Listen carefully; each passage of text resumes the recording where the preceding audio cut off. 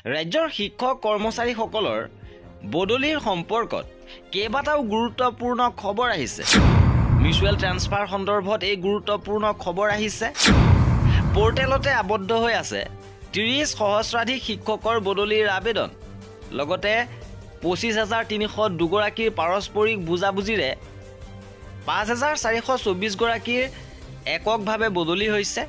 জীৱনৰ শংকালৈ দুৰ্গম অঞ্চলতো ৰাজ্যৰ শিক্ষক শিক্ষয়িত্ৰীৰ লগতে আন কৰ্মচাৰীসকলে নিজৰ দায়িত্ব পালন কৰি আহিছে। টেট উত্তীৰ্ণ হৈ বিভিন্ন দুৰ্গম এলেকাত ভৱিষ্যত জীৱনক লৈ শংকাৰে শিক্ষকতা কৰি থকা শিক্ষক শিক্ষয়িত্ৰীসকলক লৈ শাসকীয় দলৰ বিধায়ক উদ্বিগ্ন হোৱাৰ পাছতো সুৰক্ষিত স্থানলৈ শিক্ষকসকলক বদলি কৰিব পৰা হোৱা নাই। শেহতীয়াভাৱে পৰ্টেলৰ জৰিয়তে আবেদন গ্ৰহণ কৰিছে যদিও বিদ্যালয় শিক্ষা বিভাগৰ প্ৰতিবেদনত প্ৰকাশ হৈছে যে আবেদনকাৰীসকলৰ মাজৰ পৰা অতি সামান্য শিক্ষকেহে একক বদলিৰ সুযোগ লাভ কৰিছে। পাৰস্পৰিক বুজাবুজিৰে কিছুসংখ্যক শিক্ষকে বদলি ল'ব পাৰিছে যদিও একক বদলি বিচৰাসকলৰ 80%ৰো অধিক শিক্ষকে বিচৰা মতে বদলিৰ অনুমতি নোপোৱাৰ তথ্য প্ৰকাশ হৈছে। আৰু বিদ্যালয় শিক্ষা বিভাগৰ প্ৰতিবেদনতে এই তথ্য পোহৰলৈ আহিছে। বিদ্যালয় শিক্ষা বিভাগে প্ৰকাশ কৰা প্ৰতিবেদন অনুসৰি ৰাজ্যত প্ৰাথমিক স্তৰৰ পৰা মাধ্যমিক স্তৰলৈ 2.38 লাখ শিক্ষক পঞ্জীয়ন হৈ আছে।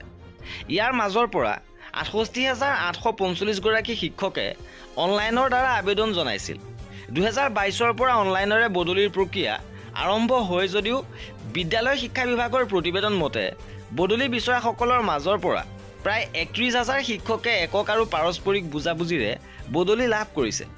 ইয়াৰ ভিতৰত একক বদলি লাভ কৰা শিক্ষকৰ মাত্ৰ 6,200 গৰাকীহে।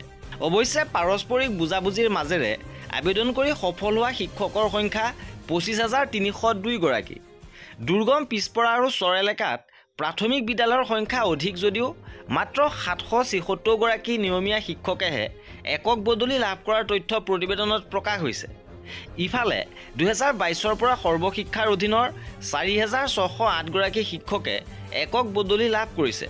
তেনেদৰে মাধ্যমিক শিক্ষাত মাত্ৰ 816 গৰাকীয়েহে একক বদলিৰ সুযোগ লাভ কৰিছে। বদলিৰ বাবে পৰ্টেল মুকলি কৰি শিক্ষক ছাত্ৰৰ অনুপাতিক হাৰ ৰক্ষা কৰা, কেন্দ্ৰীয়ভাৱে শিক্ষকৰ তথ্য মজুত ৰখাৰ লগতে দুৰ্নীতি ৰোধ কৰি বদলি খৰতকীয়া কৰাৰ উদ্দেশ্যে অনলাইন বদলিৰ সুবিধা শিক্ষা বিভাগে কৰাৰ কথা প্ৰতিবেদনত উল্লেখ কৰিছে।